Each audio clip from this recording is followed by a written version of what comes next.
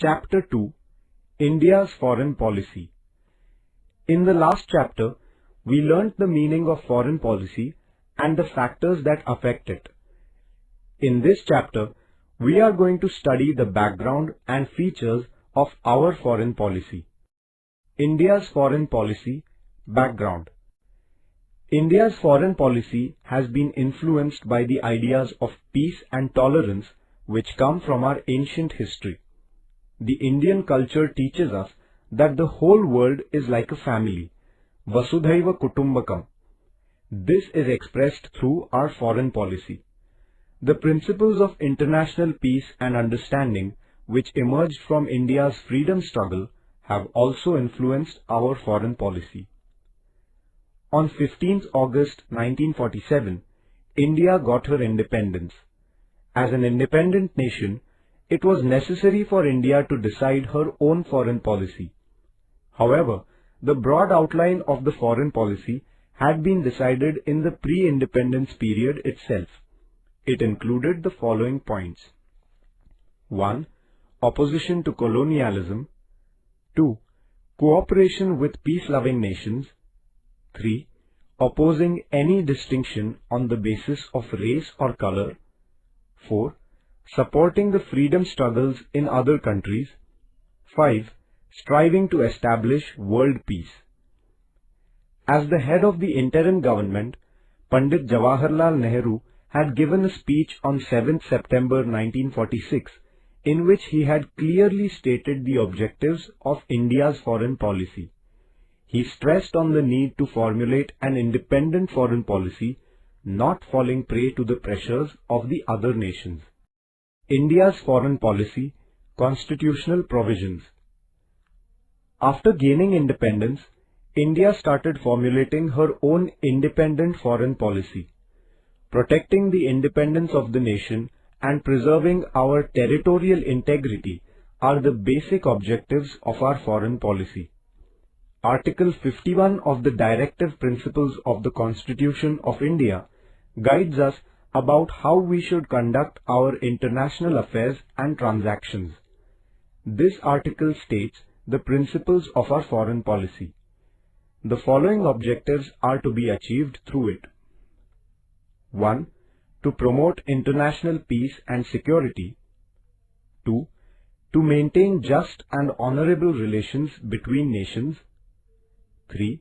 To foster respect for international law. 4. To encourage the resolving of international issues peacefully and through tribunals. Some of the main features of India's foreign policy are as follows. Opposition to imperialism and colonialism.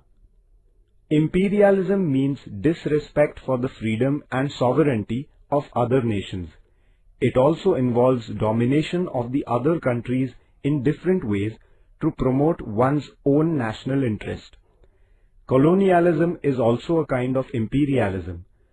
Some countries conquer the territories of other countries on the basis of their strength and establish their dominance over that region.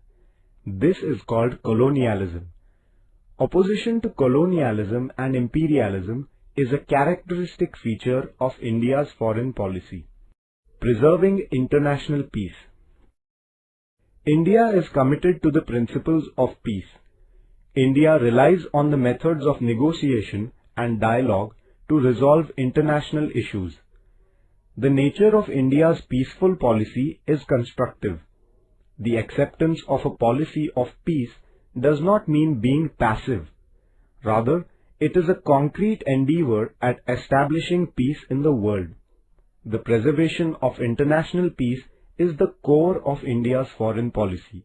Focus on preserving friendly relations. One of the important features of India's foreign policy is the preservation of friendly relations with all the countries in the world. Friendly relations help to increase the cultural, educational and economic give and take between nations. Through the process of helping the other nations in their development, India has focused on preserving the friendly relations. Principles of Panchashil. The principles of Panchashil are the pillars of India's foreign policy.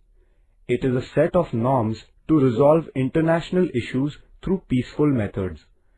Pandit Jawaharlal Nehru officially put forth the principles of Panchashil in 1954. These 5 principles are as follows. 1. Mutual respect for the territorial integrity and sovereignty. 2. Mutual non-aggression. 3. Mutual non-interference in each other's internal affairs. 4. Equality and mutual benefit. 5. Peaceful coexistence. The principles of Panchashil highlight the expectation that no country will put any kind of pressure on another country and will not intervene in its ideological, political or economic matters. Non-alignment. Non-alignment does not mean being neutral or indifferent. India's foreign policy is not non-aligned in this negative sense. After the Second World War, Soviet Union and United States of America emerged as the two superpowers. The tense relations between them are referred to as the Cold War. During this period of the Cold War, there was an atmosphere of suspicion and tension in the world. The Soviet Union and the United States of America were both trying to pull the newly emerging independent countries into their camps. Pandit Nehru clearly put forward India's stand by stating that India would not join any camp as she did not wish to be dominated by anyone. Rather, she hoped for cooperation from all countries. This stand of independence and peace taken by India in the context of the Cold War is known as the policy of non-alignment. Thus, non-alignment is another remarkable feature of India's foreign policy. The non-aligned movement. After the Second World War, the newly emerging independent countries in the continents of Asia and Africa supported the idea of non-alignment, and it became an important movement. This movement started in 1961 under the leadership of the first Prime Minister of India, Pandit Jawaharlal Nehru, the President of Yugoslavia, Marshal Tito, the President of Egypt, Gamal Abdel Nasser, the President of Indonesia, Sukarno, and the Prime Minister of Ghana, Kwame Nkrumah. The evaluation of the non-aligned movement. The non-aligned movement has opposed colonialism, imperialism, and apartheid, racism. It has encouraged the use of peaceful methods in resolving international disputes. India led this movement under the guidance of Pandit Jawaharlal Nehru. Subsequently also, India has been actively supporting the movement. Though the Cold War has ended, this movement continues to be important. The non-aligned movement is based on the eternal values of humanism, international peace, and equality. It motivated the less developed countries to come together.